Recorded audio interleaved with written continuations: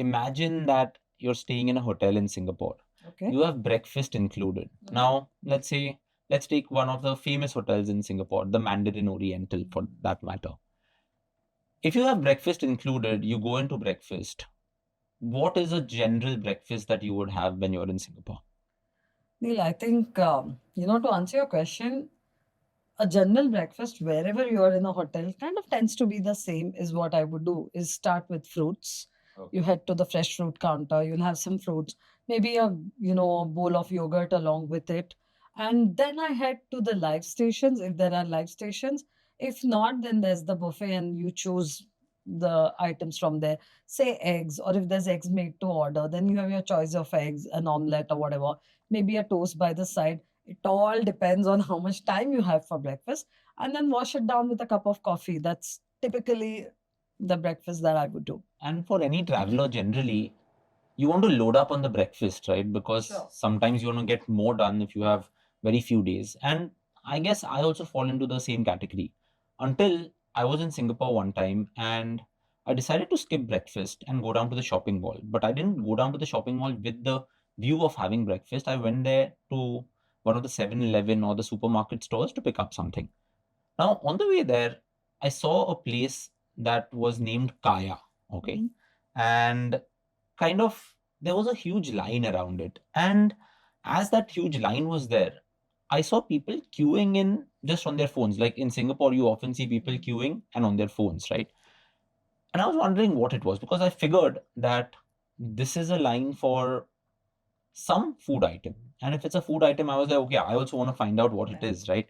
So I asked one of the locals, and the local said that this is a very Singaporean dish that you can have, which is known as the kaya toast. And I was like, okay, I'll also stand in line. And I asked the local to help me out ordering. So what she really did was once she got to the counter, she was like, get a Kopi, which is Singapore's version of a coffee. Now there are different versions of Kopi. If you really want to figure that out, we can link our other episode where we discuss Singapore's Kopi culture. But she ordered a Kopi for me, and she ordered a kaya toast, which is basically toast. There's cold butter and kaya, which in many ways, if I'm not wrong, is a mixture, very Singaporean, but it's a mixture of just butter and a few other things that are kind of added, right? And along with that, they gave us soft boiled egg, which is the runny egg. And I thought this seems very standard, right? Why do people really, rave about it?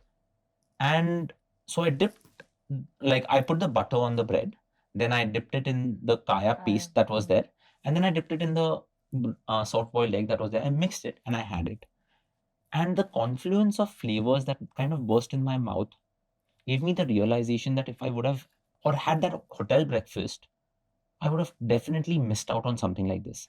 Now, ever since that time, this was, I think, 7 years ago, every time I'm in Singapore, even if it's for a short layover, I make sure that at Changi, I find a place that serves kaya toast and kopi, and I have that. So the entire thing was that do we really need to have that hotel breakfast, right? And that's why I thought it was an apt overview or apt title for this podcast that, should we really skip that hotel breakfast? Because I understood so much more about the Singaporean culture through something like this. So I wanted to ask you, now that we've set the stage for this episode, have you had an experience like this where you have kind of not had that hotel breakfast, not the croissant, not any of those things, the fruits or anything that you mentioned, but really skipped it and gone out and explored the breakfast culture in a place?